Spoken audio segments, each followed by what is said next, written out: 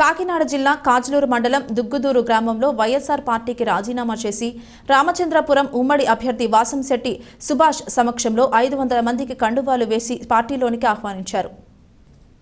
అనంతరం సుభాష్ మాట్లాడుతూ రాష్ట్రంలో వైసీపీ ప్రభుత్వం అన్ని సంక్షేమ పథకాలు తుంగలో తొక్కి ప్రజలను మోసం చేశాడని, మళ్లీ కానీ అధికారంలోకి వస్తే మానవుడిని రోడ్డు మీద తిరగలేడు. వైఎస్ఆర్ ప్రభుత్వం వచ్చిన తర్వాత ప్రజల మీద అనేక తప్పుడు కేసులు పెట్టి రాష్ట్రంలో ఎస్సీలు, బీసీలను పై కేసులో పెట్టి ఆ రౌడీ రాజ్యంగా పాల్పడుతున్నాడని వైఎస్ఆర్ పార్టీ నాయకులు మీ ముందుకు ఓటుకు వచ్చినప్పుడు బుద్ధి చెప్పండి. మన ఉమ్మడి ప్రభుత్వం వచ్చిన వెంటనే ప్రతి కార్యకర్తకు మేలు జరుగుతుందని, ఈ రోజు రాక్షస పాలన అంతం చేయాలనే ఉద్దేశంతో అనేక మంది ప్రజలు ఉమ్మడి కూటమిలో జాయిన్ అవుతున్నారని అన్నారు. ఈ కార్యక్రమంలో దూడల శంకర్ నారాయణ, రంపాల రాజు, వేపకాయల బాబ్జీ, వన్ వీరబ్రహ్మం, యలమంచిలి కృష్ణమూర్తి, కడలి రాంపండు, పైడికొండల దుర్గారావు, సర్పంచ్ పోతు జ్యోతికుమార్, కుడిపూడికొండ, భూముడు సోమలమ్మ, కె శ్రీనివాస్, యేసురాజు, నియోజకవర్గ మండల గ్రామ టీడీపీ, జనసేన, బీజేపీ సర్పంచ్లు, ఎంపీటీసీలు, నాయకులు, కార్యకర్తలు పాల్గొన్నారు.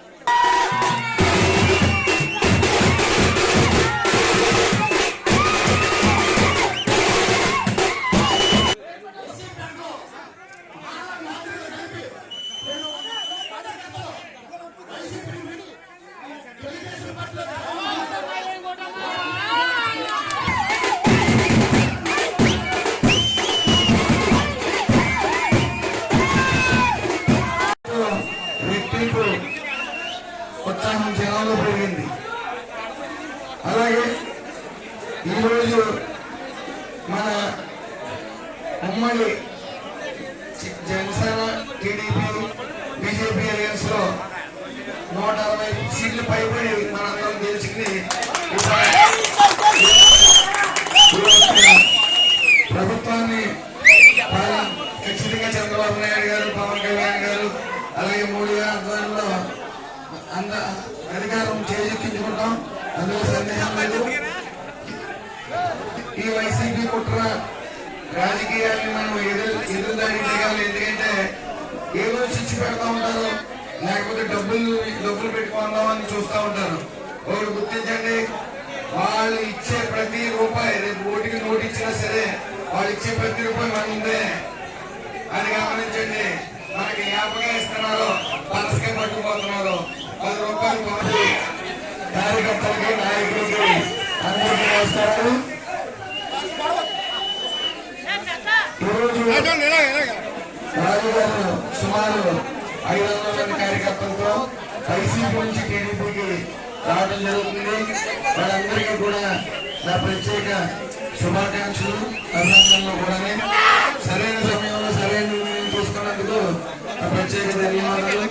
అదేవిధంగా ఈరోజు మనం చెప్పుకోవాల్సి వస్తే 5 సంవత్సరాలు కూడా పాలన ఎలా జరిగిందంటే బూతులతోనూ, ఎదురు దాడులతోనూ, కేసులతోనూ ఇలాగే జరిగింది. ఎవరైతే పవన్ కళ్యాణ్ గారు ఉన్నారో ఆయన్ని ఎంత తొక్కుదో అనుకున్నారో ఇవాళ అంత పైకి లేచారు. అలాగే చంద్రబాబు